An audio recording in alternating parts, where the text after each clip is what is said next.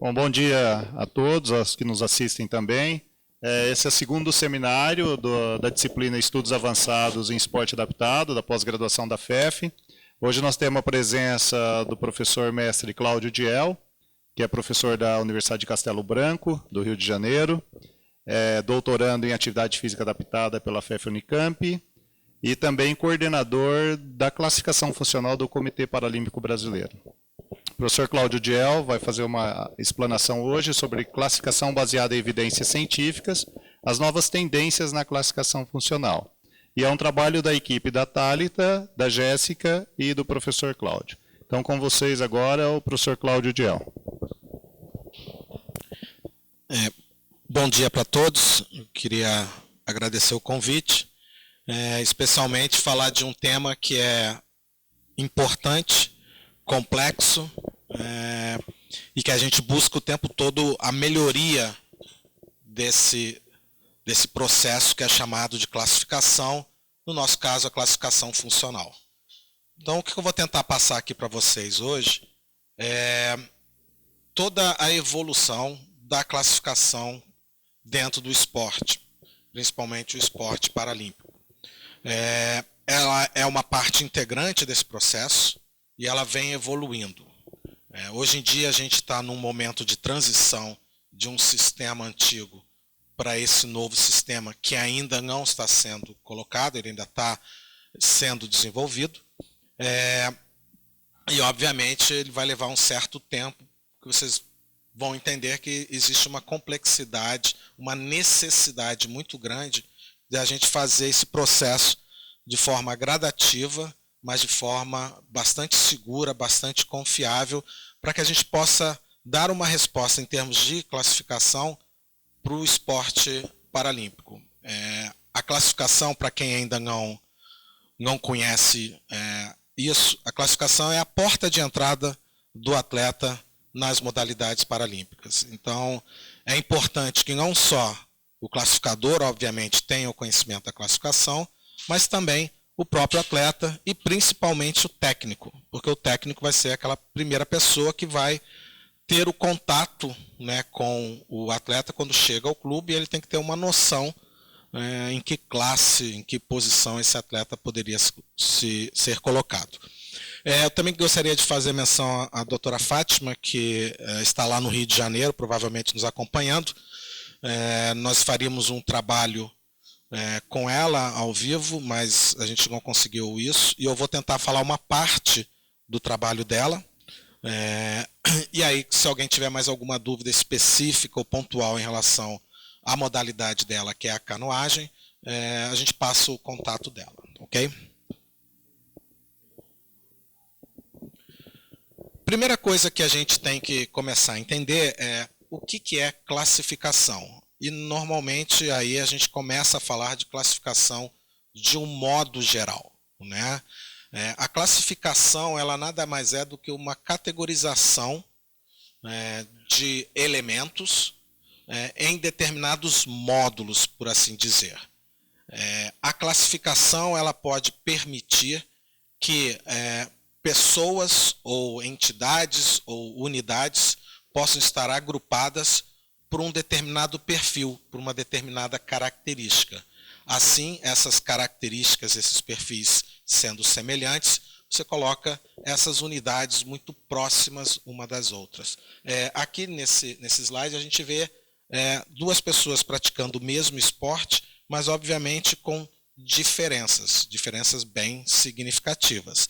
Então a classificação tenta, na realidade, o termo classificação, ainda não estou falando do termo de classificação voltada para o esporte, mas o termo, de modo geral, ele tenta fazer esse agrupamento em função de determinadas características que são escolhas nossas. Okay?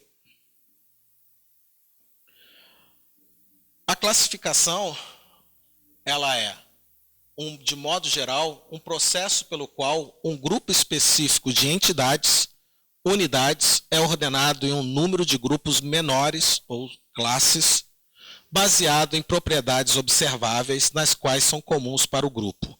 Então aqui a gente tem alguns exemplos, onde você pode agrupar determinadas unidades, por exemplo, por classificação etária.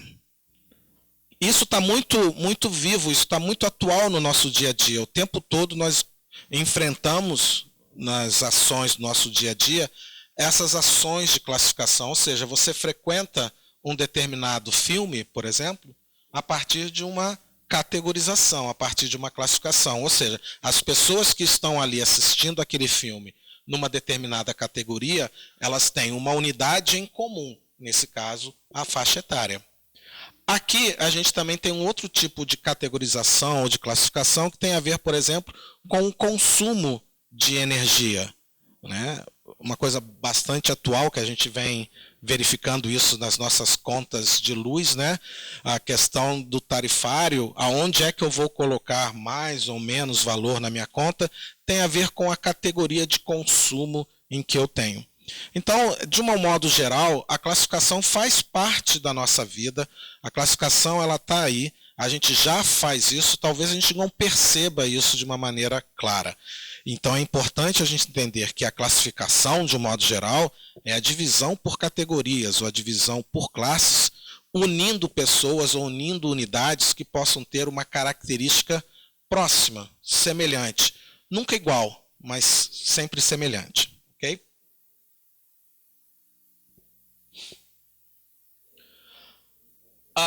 A classificação funcional é simplesmente uma estrutura da organização de uma competição.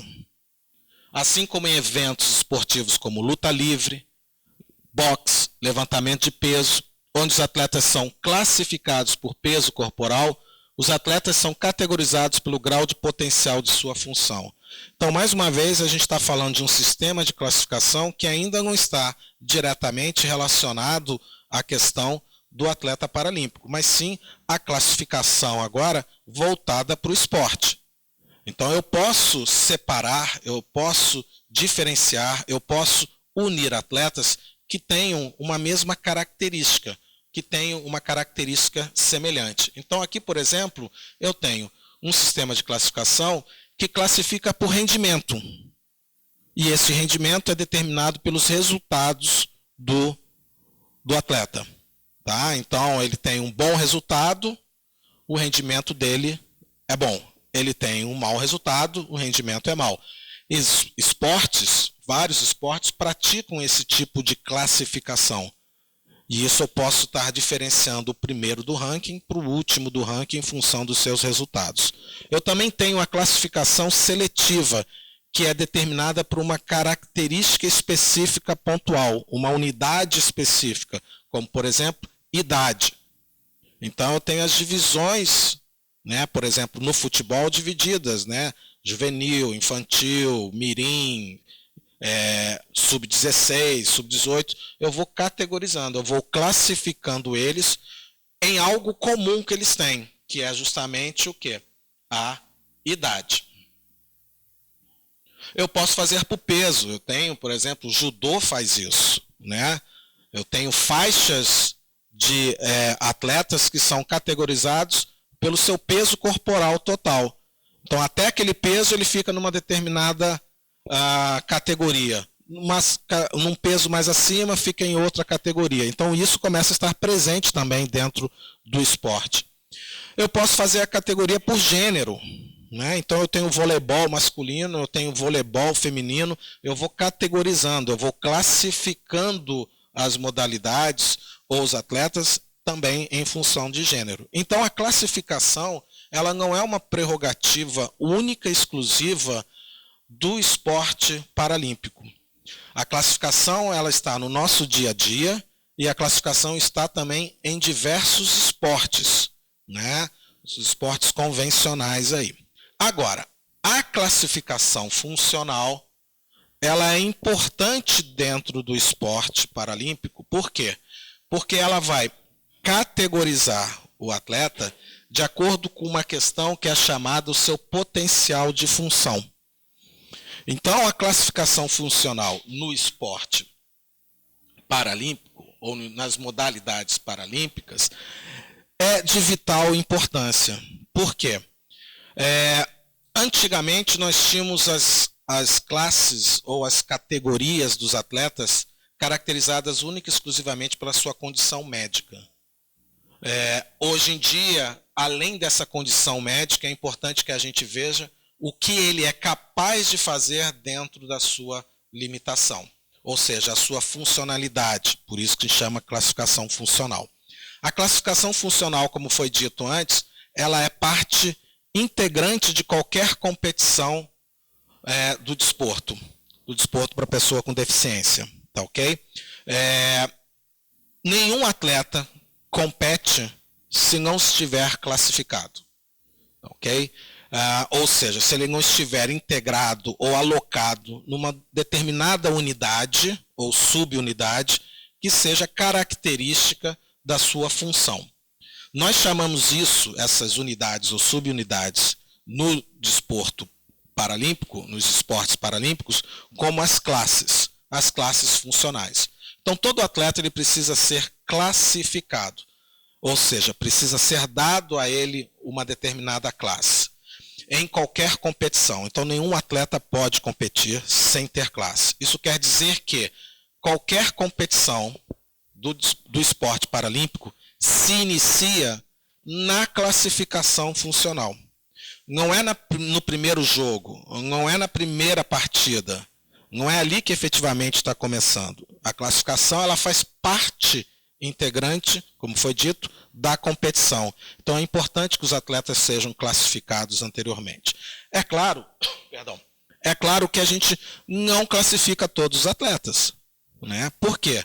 Porque numa competição já vai ter atletas que foram classificados anteriormente em outras competições. Então, normalmente, a gente classifica os atletas novos, ou seja, aqueles que estão iniciando a sua carreira esportiva, né? E os atletas que nós chamamos de revisão. Aqueles que já foram classificados anteriormente, pelo menos uma vez, e aí você necessita reconfirmar, ou melhor, confirmar a classe desse atleta. A partir do momento em que o atleta está confirmado, não há mais a necessidade dele passar por esse processo. Tá, ok? É muito difícil da gente dizer para vocês a quantidade de atletas que seriam classificados, mas a gente tem mais ou menos uma ideia de aproximadamente 20% do número total de atletas inscritos passam pela classificação. Tá? Então isso quer dizer que dependendo do número de pessoas inscritas, né, quanto maior a probabilidade de você ter que classificar antes da competição. O que eu falo classificar antes da competição? É durante mesmo todo o processo, ou seja, a competição começa amanhã, hoje eu classifico, ontem e hoje eu classifico, 1 ou 2 dias, vai depender justamente desse quantitativo, tá, ok? Essa classificação anterior, ela não é apenas uma classificação à distância, vamos dizer assim, é na competição. Por quê? Porque a classificação funcional ela precisa da observação.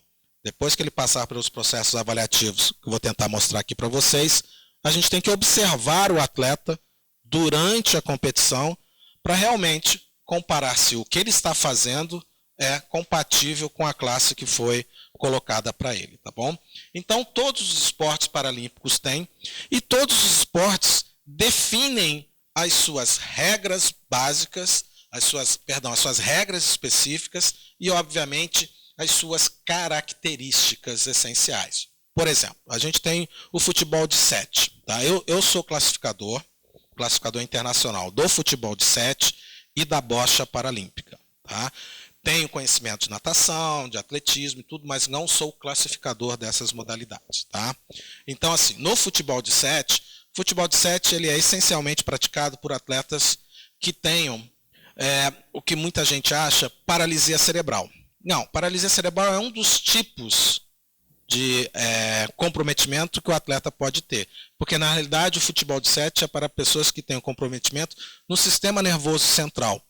Então, pode sim a paralisia cerebral, pode o acidente vascular encefálico, pode o traumatismo crânioencefálico, desde que, obviamente, gere comprometimento no sistema nervoso central. Tá?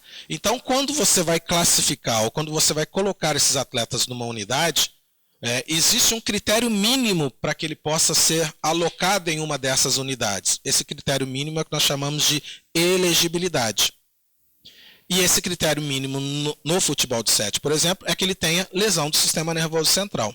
Se ele tem uma lesão periférica, por exemplo, uma lesão de plexo, ele não pode jogar futebol de 7, porque não faz parte do critério que o esporte estabeleceu como a unidade essencial para ele poder ser alocado naquela categoria.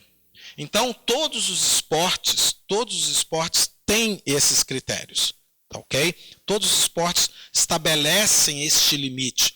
Até que ponto eu posso iniciar o processo de classificação? Quando um atleta ele não consegue ser alocado em uma das possíveis classes que o esporte estabelece, esse atleta ele é considerado inelegível. Ou seja, ele não tem os critérios mínimos para poder participar da competição. Isso não quer dizer que ele não tenha o comprometimento, que ele não tenha a deficiência. Ele só não tem no limite estabelecido como critério que cada esporte estabelece. Por outro lado, se esse atleta ficar, por exemplo, inelegível em uma modalidade esportiva, isso não quer dizer que ele possa ser elegível em outra modalidade. Então a gente já teve caso, por exemplo, que o atleta ele era elegível no atletismo e quando chegou para o futebol ficou inelegível. Não pelo critério da paralisia cerebral, não pelo critério da lesão do sistema nervoso central, porque por esses dois critérios ele entra, mas ele não tinha a mesma função, né? Classificação funcional vai trabalhar com o que ele é capaz de ter de função, tá bom? O que ele ainda existe, o que ainda existe nele em termos de função motora, tá ok? Então isso é possível de acontecer, tá? Por quê? Porque cada sistema de classificação, ou seja, cada esporte estabelece essas suas regras, tá? Aqui a gente está falando basicamente de classificação funcional, que a gente vai falar, tá? A classificação funcional dentro do esporte, ela é exclusivamente para deficientes físicos, tá? A gente tem basicamente 3 grandes categorias de deficiência no esporte paralímpico: deficiente físico, deficiente visual e deficiente intelectual. Cada um dessas deficiências estabelece os seus critérios, tá? Por exemplo, não existe classificação funcional na deficiência visual. O que existe é uma classificação médica, tá? Porém, já está tendo alguns estudos aí, as pessoas estão trabalhando em cima de, além da classificação médica, também fazer uma classificação funcional nos atletas com deficiência visual, tá? Mas por enquanto isso ainda não existe. A mesma coisa dentro do processo da deficiência intelectual. É óbvio que o critério mínimo de elegibilidade para deficiência visual, para deficiência intelectual, é ser deficiente intelectual. Então, a classificação vai ser baseada nesse esquema. Quando eu falo de classificação funcional, eu estou falando de esportes para deficiente físico. Tá ok? A gente tem uma linha de tempo muito clara sobre o desenvolvimento do processo de classificação dentro do esporte paralímpico. A gente pode dizer que o esporte paralímpico, quando surgiu, né, as modalidades, quando surgiram, ainda lá em 1948, com o Dr. Ludwig Guttmann, né, na Inglaterra, foi criado neste momento o primeiro sistema de classificação, como eu costumo dizer, que é justamente o sistema de classificação médica, né? Os atletas, eles eram alocados, eles eram classificados, eles eram categorizados, para quê? Para que, em termos das suas condições patológicas. Se era amputado, vem para esse lado. Se era lesado medular, para este lado. Ou seja, você fazia apenas a classificação pelas características da deficiência, pelas características patológicas, tá ok? Independente dentro, se houvesse ali dentro, níveis diferentes. Lembra daquele meu primeiro slide que eu coloquei lá do sumô? Um grandão e um pequenininho, né? Ou seja, na classificação médica, os dois iriam competir juntos. porque eles estavam sendo categorizados da mesma forma. Tá ok? O que isso acabou gerando? Uma dificuldade, uma diferença muito grande, porque um tem mais peso, o outro tem menos peso ali. Então, assim, o atleta maior, o atleta de maior peso, que tem mais força no caso ali, vai vencer daquele outro atleta com menos força. Então, a vitória dele não seria pelas suas condições, pelas suas capacidades físicas, pela sua habilidade, e sim por ter mais força do que o outro.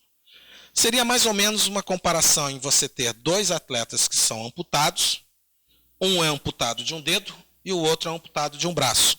Se eu coloco os dois para competirem porque eles têm a mesma categoria, ou seja, amputação, como era na questão médica, obviamente fica claro que aquele que tem menos comprometimento, que é amputado só por um dedo, vai ter mais função.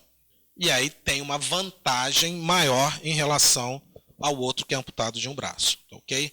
Mas na realidade isso surgiu, esse sistema de classificação surgiu porque na realidade neste momento a gente estava pensando mais no esporte de inclusão, de reabilitação, de reinserção de pessoas que tinham sofrido algum tipo de deficiência em função das guerras, né? E tentar reinserir essas pessoas na sociedade. Então, quanto mais, melhor. Porém, como a gente vai ver, o esporte ele evoluiu. Muitas pessoas começaram a praticar o esporte paralímpico. E aí precisou de um novo sistema. Por quê? Porque você tinha muita gente em classes, muitas classes, e aí, obviamente, você tinha competições que duravam um período muito longo, muito extenso. Então, uma das tentativas de minimizar isso, e a gente vai discutir daqui a pouco por quê, foi criar um sistema de classificação funcional, onde a questão da deficiência estava presente, porém, eu teria que ter agora também uma função motora semelhante. Vocês vão entender isso daqui a pouquinho. Então, por exemplo, de duas classes diferentes na deficiência, na classificação médica, melhor dizendo, eu acabo tendo uma classe. Ou seja, reduziu o número de classes, só que colocou mais gente em cada classe. E aí você começa a ter um grande número de distorções. Ok? E hoje em dia, apesar de a gente ter iniciado todo esse processo em 2007, hoje em dia a gente está dentro de um novo sistema que é chamado de classificação baseada em evidências científicas. Por que isso? Porque o sistema de classificação funcional tem algumas falhas, como qualquer sistema de categorização. Tá, ok? Esse novo sistema ele tenta minimizar este impacto negativo que a classificação pode ter. E aí a gente vai mostrar para vocês gradativamente. Tá? Então, a gente está, neste momento aqui, ainda trabalhando este processo, que é importante, para ele finalmente ser considerado o sistema atual. Atualmente, o sistema ainda é esse daqui. Ó, tá? Apesar das falhas, apesar das dificuldades que a gente tem. Esse processo é um processo novo que está em evolução. Então, como eu falei para vocês, o primeiro sistema que foi criado foi o sistema de classificação médica, em que o foco estava relacionado à patologia. Atletas com a mesma condição médica competiam uns contra os outros, ou seja, amputados com amputados, lesão com lesão, ou seja, eles eram categorizados pela sua deficiência. O sistema era igual para todos os esportes. Então, independente da sua função, independente do que ele era capaz de fazer, se ele mudasse de esporte, ele continuaria na mesma situação, porque na realidade não existiam as classes, só existiam as categorizações, não existiam as subunidades dentro daquele processo de classificação, tá bom? Como eu expliquei, foi um passo importante na tentativa de você criar um processo de reabilitação e inserção da pessoa no esporte paralímpico, ou no esporte adaptado. Com o tempo, o esporte foi ganhando mais adeptos, novas modalidades foram surgindo, diferentes tipos de deficiências ganharam espaço dentro das práticas esportivas, consequentemente a competição ficou evidente no esporte adaptado. Cada vez mais mais pessoas começaram a praticar o esporte. Então chegou um momento em que tinham muitas pessoas competindo umas com as outras em condições diferentes, porque o que caracterizava essencialmente o agrupamento deles era a condição clínica, condição patológica. Só que dentro dessa condição patológica eu posso ter pessoas com um nível de função maior ou menor em relação a elas. Então aquele que sempre teria essa condição de ter uma função melhor, sempre venceria o outro, não pela sua capacidade técnica, não pela sua habilidade, mas sim pela sua condição patológica. Tá ok? Então começou a ter uma distorção muito grande. E aí a tentativa foi de diminuir esses números de classes, agrupando as pessoas pela sua funcionalidade. Ou seja, dentro da sua limitação gerada por uma determinada deficiência, o que ele é capaz de fazer? O que ele tem de função? Tá okay? Ou seja, o que ele é eficiente essencialmente. A gente sabe que isso não resolve o problema. Né? Por quê? Porque a sua função, o que você é capaz de fazer, sofre influência, a sua habilidade sofre influência daquilo que você faz. Treinamento, condição física, como por exemplo, forma corporal, composição corporal, somatotipo, tudo isso obviamente tem uma interferência nesse processo, tá ok? Que não é considerado, que não é levado em consideração dentro do processo de classificação funcional, tá ok? Porque senão você acaba punindo o atleta que treina, tá bom? O surgimento de um sistema de classificação funcional foi de crucial importância nas diversas modalidades e se tornou um fator de nivelamento no que diz respeito aos aspectos competitivos, garantindo direitos e condições de igualdade e minimizando injustiças dentro da competição. Eu vou mais além. Eu acredito que o processo de classificação e este processo de classificação funcional, ele não gera condições de igualdade. Ele gera condições da máxima igualdade possível, porque sempre vai haver a diferenciação justamente pela sua função. Você não tem dois atletas nas mesmas condições. Você não tem dois atletas que executam ou praticam o mesmo esporte exatamente nas mesmas condições. Eu posso dar o mesmo tipo de treinamento, mas as respostas que cada um vão dar são diferentes em função do que ele é capaz de fazer. E isso ocorre aqui também no esporte. Ou seja, eu posso ter dois atletas paralisados cerebrais, tá, com o mesmo nível de intensidade, com o mesmo nível de espasticidade, mesmo lado do corpo comprometido, tá? Eu posso aplicar o mesmo tipo de treinamento, mas alguém vai me dar uma resposta diferente do outro, né? Pelas suas condições, pela sua aprendizagem motora, pela sua vivência. Nunca ninguém é igual ao outro. E isso fica claro também na pessoa deficiente, principalmente no atleta. Tá ok? Então, assim, o que se tenta fazer com a classificação funcional é agrupar atletas que tenham um perfil funcional semelhante. Ou seja, ele parte do princípio de que as condições clínicas são semelhantes e as funções são semelhantes. Então, eu acho que está aqui. Ó. Esse processo de classificação, ele não visa apenas, né, a questão da deficiência, a questão da limitação. Mas eu quero saber o que ele é capaz de fazer. Então, eu tenho aqui, por exemplo, aqui está a doutora Fátima, tá, que fez um trabalho muito interessante na canoagem, depois eu vou apresentar para vocês rapidamente. E aqui são atletas que têm comprometimento nos membros inferiores. Então, obviamente, mesmo tendo comprometimento nos membros inferiores, eu tenho que saber o que ele é capaz de fazer com os membros inferiores. Se ele tem força, se ele tem amplitude, se ele tem movimentação. Então, eu posso ter dois caracterizados como paraplégicos ou paraparéticos aqui, mas este pode ter uma função diferente do outro nos membros inferiores. O grande problema da classificação funcional é o quanto que ele perde aqui e o quanto que ele perde aqui. Se um perde, digamos, 2 pontos e o outro perde 3 pontos, eles são iguais? Não são iguais. Mas muito provavelmente eles vão estar na mesma classe. Porque eles são semelhantes.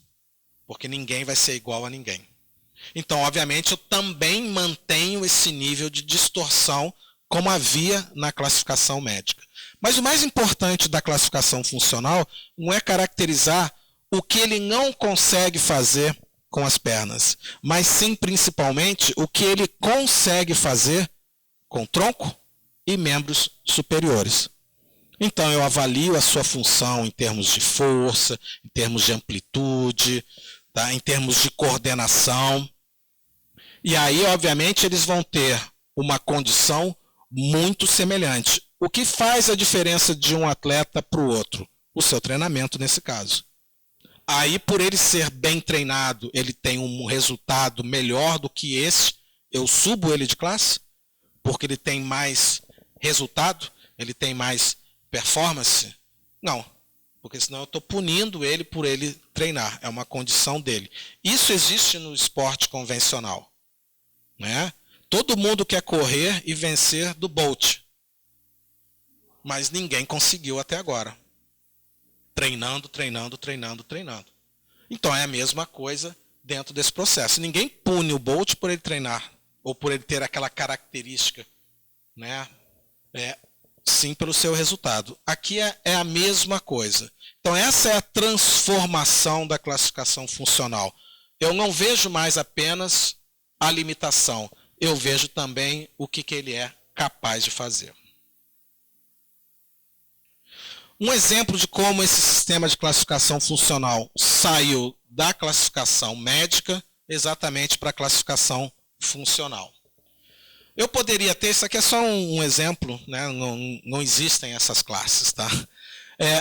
Eu poderia ter um exemplo numa classificação médica, uma classe A, onde eu tenho atletas com pernas paralisadas, mas boa função de braços e pernas. Ele tem as pernas, mas elas estão comprometidas, seja por uma lesão medular, até mesmo por uma paralisia cerebral, mas a função está ali.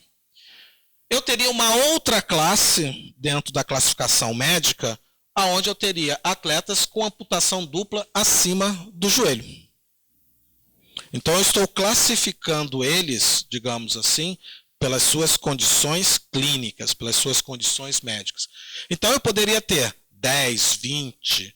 A natação, não sei se alguém lembra disso, eu não cheguei a pegar essa época não, mas a classificação da natação, ela tinha, se não me falha a memória, 36 classes.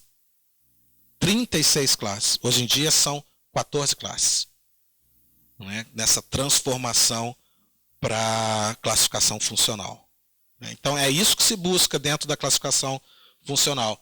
Daqui eu tenho uma classe.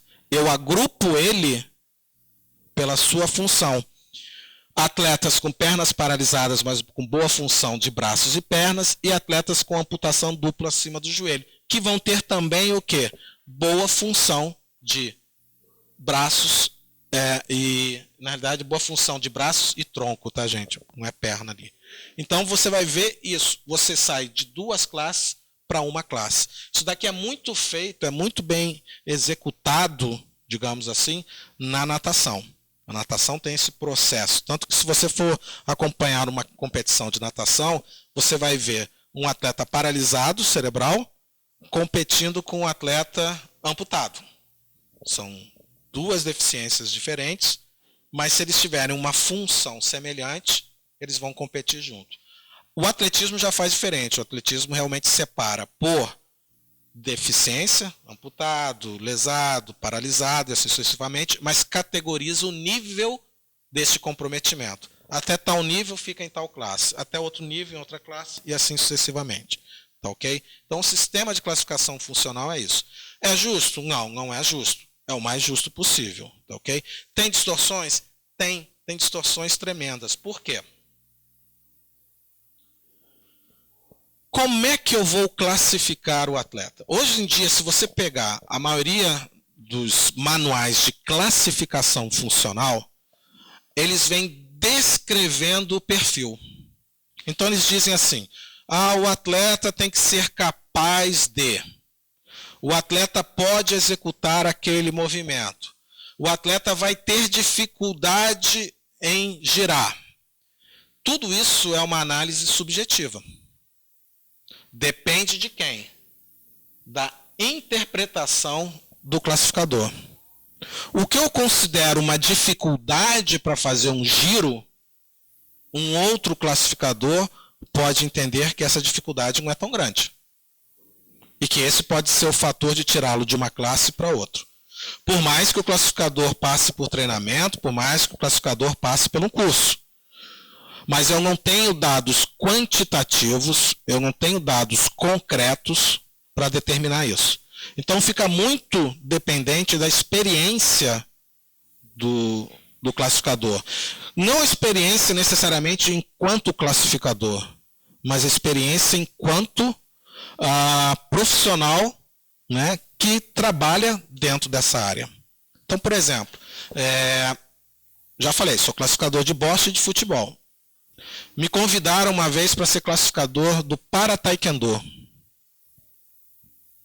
Eu não sei nada de taekwondo. Como é que eu vou conseguir classificar? Então, assim, a minha experiência em taekwondo é zero.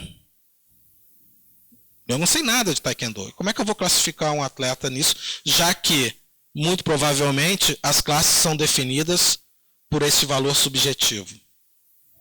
Ele levanta o pé até uma altura alta. O que é altura alta?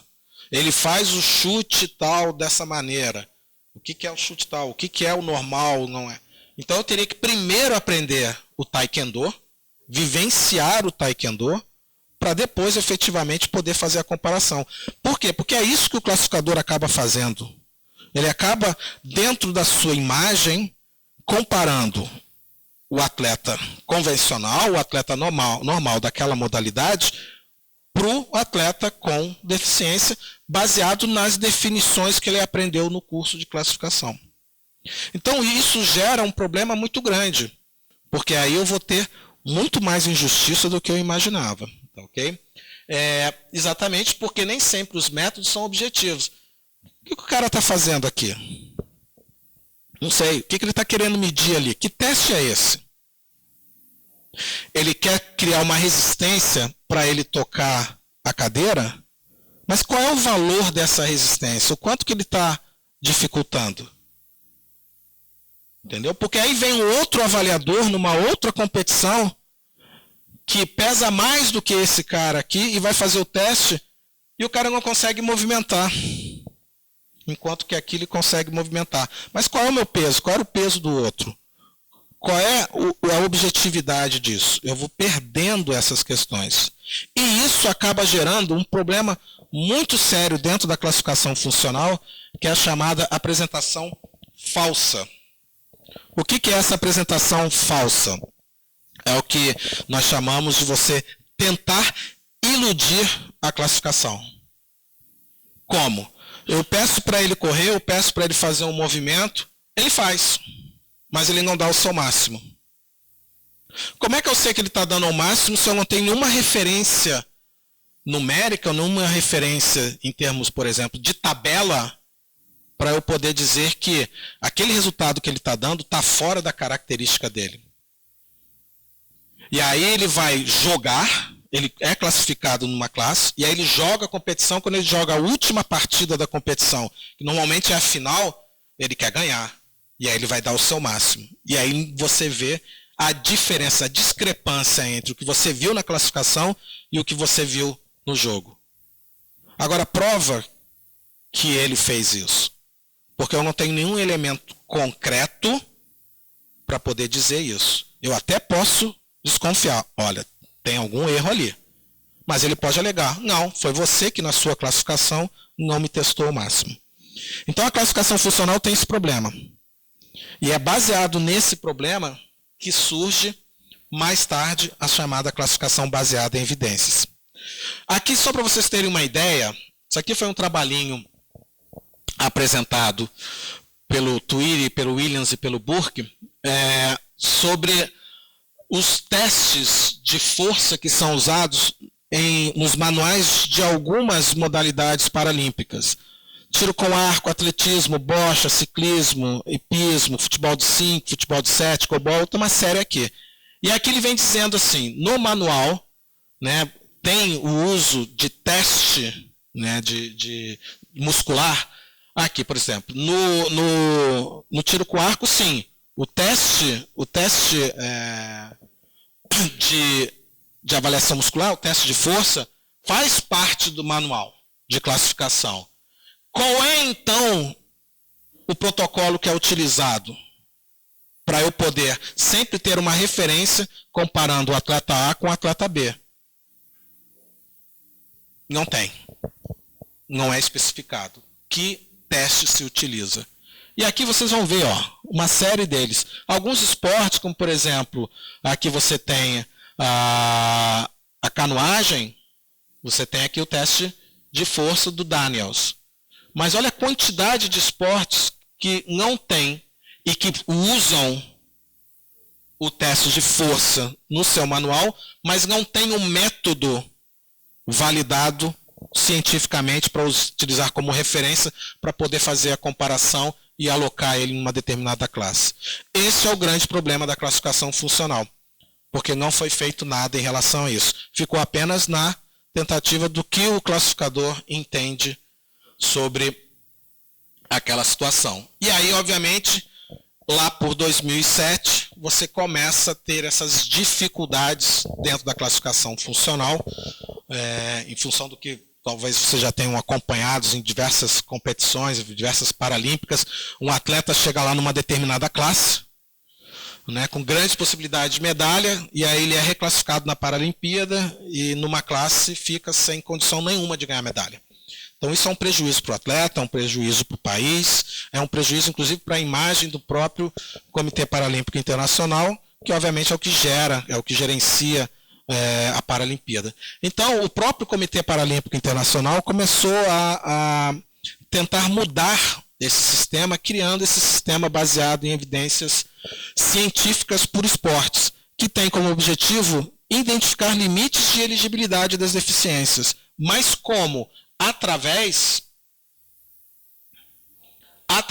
de um sistema onde as evidências científicas indicam que os métodos utilizados para avaliar deficiências e atribuição de classe irá resultar em classes que compõem os atletas. Ou seja, eu começo agora a criar testes validados especificamente para aquela área de deficiência e para aquele esporte, aonde eu possa depois transformá-lo nisso nos testes para a classificação. Por quê? Porque eu sei que esse teste foi validado científico, ele seguiu as normas, ele tem esses processos. Não adianta eu pegar um teste que não foi voltado para esse público especificamente e aplicar, porque eu não tenho garantia de que o resultado seja confiável para aquele público agora, a não ser que eu faça um estudo comparando o teste, ou adaptando o teste, ou efetivamente criando um teste para aquilo. Então esse é o momento em que a gente está. Isso vai dar garantia que quando o atleta entra na classificação e eu aplico aquele determinado teste, eu sei que um atleta numa determinada classe tem como resultado médio aquele valor. Se ele me apresentar um resultado acima, abaixo ou no valor, eu tenho uma ideia aonde alocá-lo. Se vai ser numa classe mais para cima, naquela mesma classe, numa classe mais para baixo. Resolve? Não continua resolvendo. Mas minimiza o impacto negativo que a classificação pode determinar.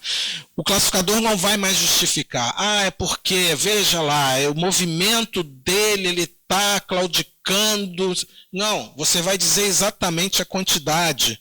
Olha, ele fez numa velocidade X, essa velocidade coloca ele para uma determinada classe, etc. Você vai ter argumentos mais objetivos, e a maioria dos técnicos preferem isso, gostam disso. Mas eu também não vou eliminar o problema da representação falsa, eu não vou eliminar o problema de que aquele teste talvez não seja adequado para ele. Repara que esse processo começou em 2007, nós estamos em 2015, e ele ainda não foi colocado como processo definitivo. Ele está justamente em estudo ainda, mas essa é a tendência. A pesquisa precisa apresentar um desenvolvimento baseado em evidências de métodos de classificação. Ou seja, a classificação baseada em evidências nada mais é do que a criação de testes desenvolvidos baseados em pesquisas validadas cientificamente. Aí eu tenho a garantia e eu tenho como argumentar essa situação. Tá? No entanto, até o presente, relativamente poucas pesquisas avançaram no embasamento teórico. A gente ainda tem, apesar de mostrar aqui algumas, até bastante pesquisa, ainda está muito no início. Não são todos os esportes que têm isso, não são todas as federações internacionais que estão investindo nesse processo de pesquisa. Porque leva tempo. Eu tenho que primeiro pesquisar. Todo mundo sabe aqui o quanto que leva, né, em termos de tempo, você validar um teste. Né? Então leva tempo. Né? E aí depois de validado esse teste, você tem que realmente colocar ele no grupo e ver se ele vai funcionar dentro da classificação. Que é exatamente esses modelos, esses passos aqui, os 3 passos, que é o diagrama do desenvolvimento desse novo sistema. Primeira coisa, eu tenho que criar os sistemas de elegibilidade, que todas as federações internacionais já têm. Quem é que pode competir? Qual é o critério mínimo para competir? Depois eu vou desenvolver medidas válidas, tabelas, equações, razões, né, que me garantam que aquele método que foi desenvolvido, que foi padronizado, vai apresentar resultados confiáveis, fidedignos. E, obviamente, depois que eu termino essa fase de aplicação, de criação do teste e de validação dele, eu parto exatamente para o momento mais importante, que é o quê? Transportá-lo para o sistema de classificação. Ou seja, fazer com que as federações internacionais comecem a utilizar aquele teste dentro do seu processo de classificação, porque existe uma alta correlação com o esporte, com a deficiência que a Federação Internacional desenvolve. Tá? Bom, vou mostrar aqui agora para vocês alguns exemplos do que seriam essas evidências baseadas, né, para a classificação, que tem a ver justamente com a criação de testes. Então, eu peguei alguns. Aqui a gente tem, aqui a gente tem um teste que foi publicado numa revista, que é o impacto da deficiência do tronco na performance de atletas cadeirantes ativos nos esportes de quadra. Isso daqui foi uma revisão sistemática, ou seja, a pessoa fez um levantamento de quantas pesquisas em relação aos termos tronco, músculo de tronco, equilíbrio postural, postura e cadeira de rodas foram desenvolvidas. Né? Então, é um ponto de partida. Será que já existe pesquisa sobre isso? E se existe, tem alguma delas que eu posso já de imediato utilizar dentro do processo de classificação? Então, como você não sabe, você faz uma pesquisa inicial. Essa daqui já é uma outra pesquisa mais prática, né? Que é justamente a validação de um teste para o esqui nórdico, que é um esporte de inverno, né? Que é verificar o grau de confiabilidade e validade dos testes, no qual os atletas podem ser classificados. Então foi criado aqui um equipamento, reproduzindo a posição em que ele vai executar durante o esqui. E aí, obviamente, são analisados esses potenciais aqui. Okay? É claro que isso não é feito de forma subjetiva, isso é feito de forma mais objetiva. Mas é um teste que, se for um teste adequado, eu posso transferi-lo para a classificação. Ainda mais porque o equipamento que eu vou utilizar é bem simples.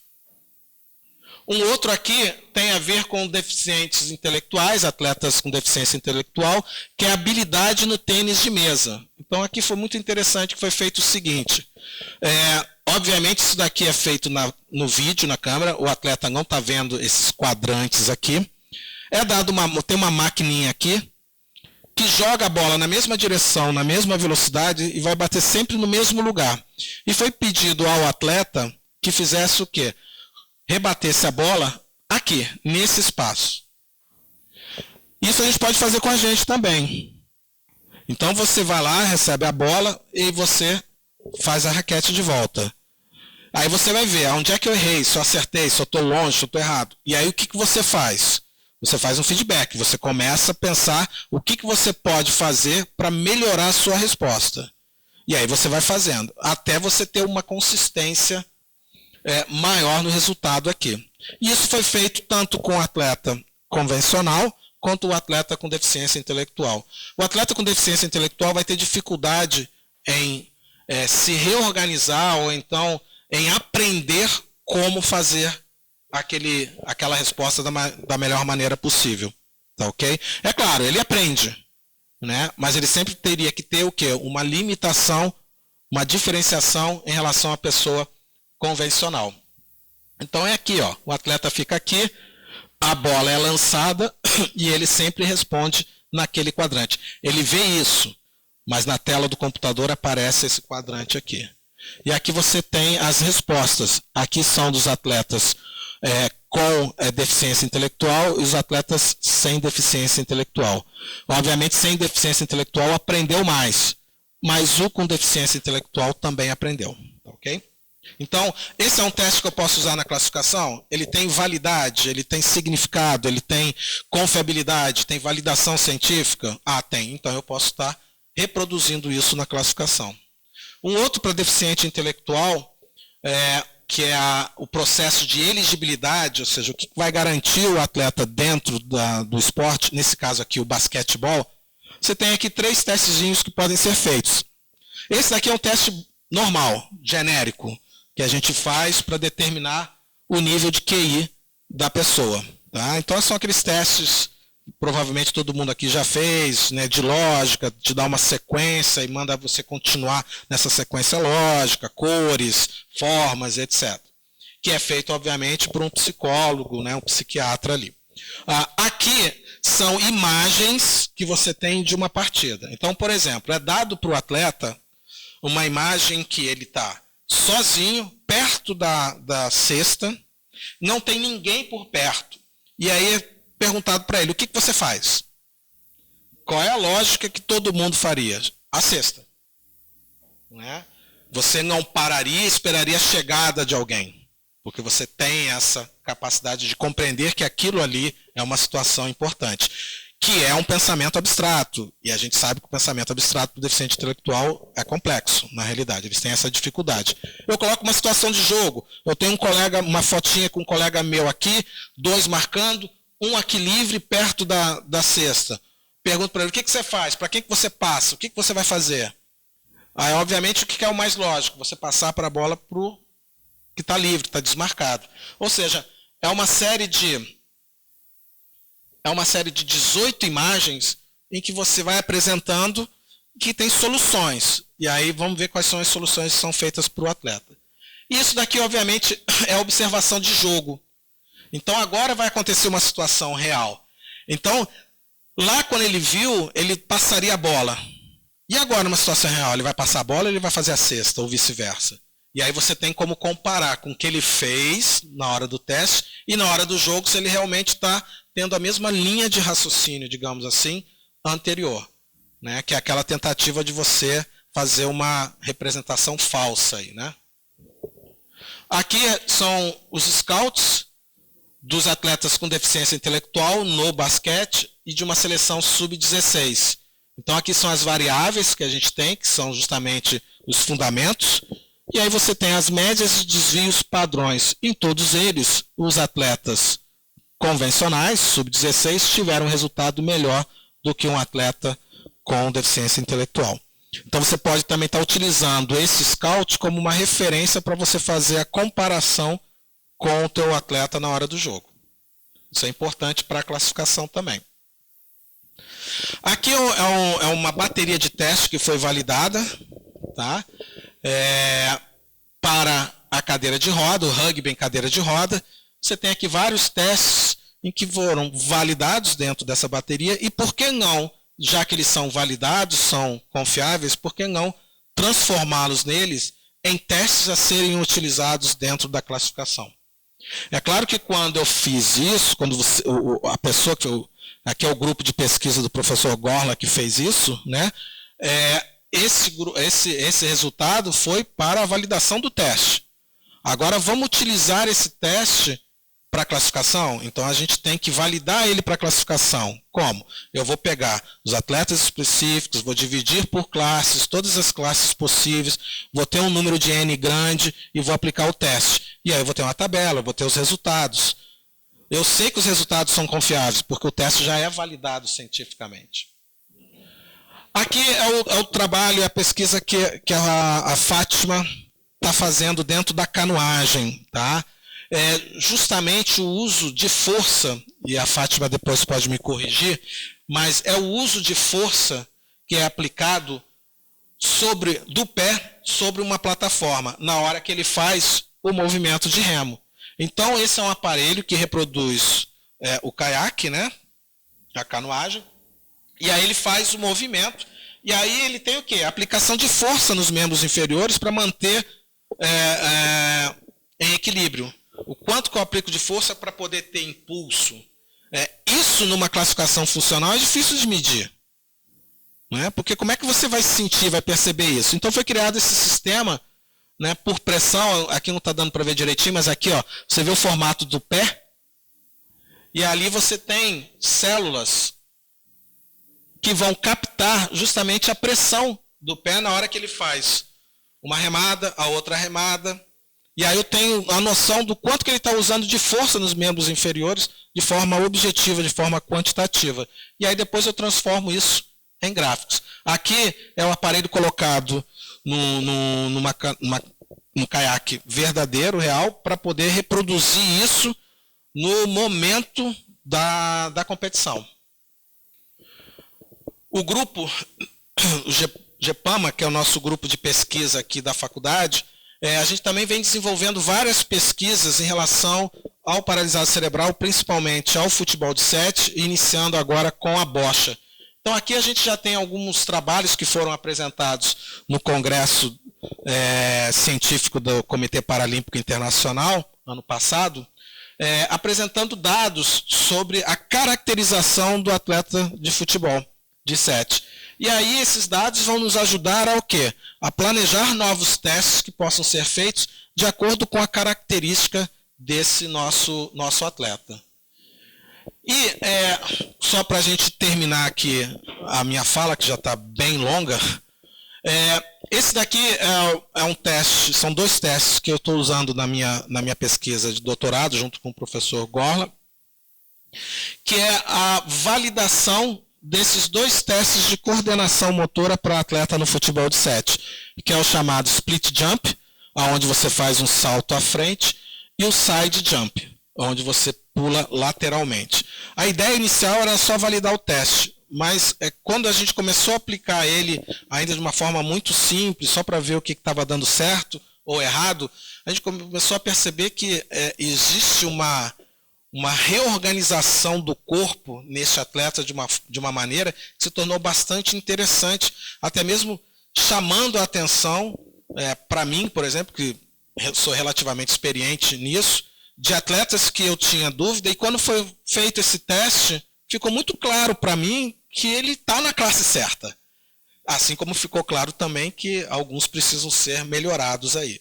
Então, ficou bastante interessante esse processo. Eu vou passar lá para o outro lado, que eu vou mostrar para vocês como é que é esse teste, ok?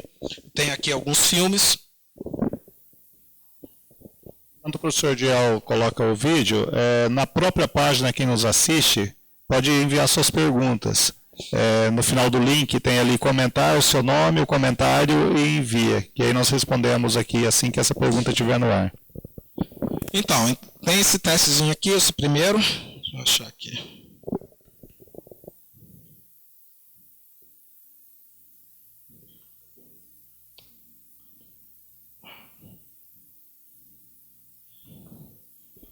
Olha lá. Então, esse é o teste do split, em que ele tem que fazer esse salto à frente com as 2 pernas alternadas. E aí você começa a ver um aumento... Ah, droga. Deixa eu voltar aqui. Você começa a perceber um aumento do grau de espasticidade desse atleta, que não era percebido anteriormente. O pé e o braço.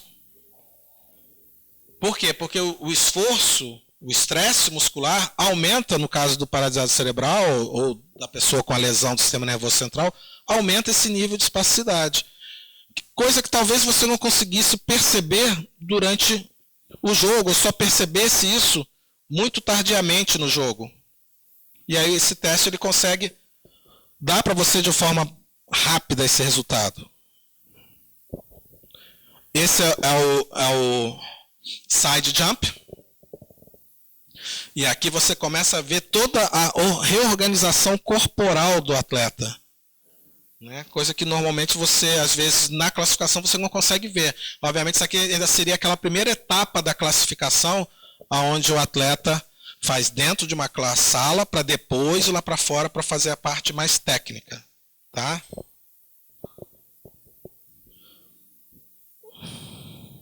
São atletas com classes funcionais diferentes. Tá? Esse atleta é o que tem a classe mais alta, ou seja, ele está mais próximo da inelegibilidade. Tá bom? Não é esse não. Perdão. Esse é um atleta de classe 5, tá? Que é uma classe que tem comprometimento visível aonde? Nos membros inferiores. Só que ele andando, ele praticando o esporte, você vê, até vê, mas vê pouco. E aqui fica muito claro a dificuldade que ele tem nos dois membros inferiores, ao ponto dele fazer o quê? Arrancar a tira. Por quê? Porque ele não consegue fazer o salto, ele arrasta. O que é uma característica dessa classe. Por quê? Porque ele é o diparético e aí a mudança do centro de gravidade é complexa. E ele precisa estar sempre no apoio. Então ele não eleva os membros inferiores. Olha que interessante, esse é um outro atleta que está na mesma classe do outro, também 5, mas que tem uma função diferente. Tá? Dentro da classificação funcional, o quê? Ele está na mesma classe. Se a gente fosse pensar numa classificação baseada em evidências, qual foi o tempo que o primeiro fez? Qual é o tempo que esse fez? Mesmo tendo a mesma característica da deficiência, aquele que fez um tempo melhor poderia ir para uma outra classe diferente daquela outra. Tá ok? Então a tentativa é essa. Para quê? Aqui é um esporte coletivo, então não dificulta tanto. Mas você pensa num esporte individual, um competindo com o outro aqui, esse daqui só por isso poderia ter uma grande vantagem. Tá ok? Bom, acho que eu vou terminar por aqui. Só finalizar aqui. Que são as referências. Se alguém precisar de mais alguma coisa, é só pedir. Obrigado. Desculpe o longo tempo aí.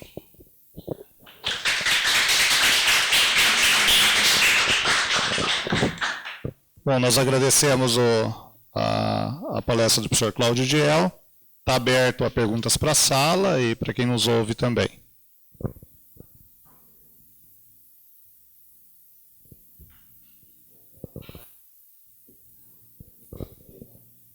Nenhuma questão?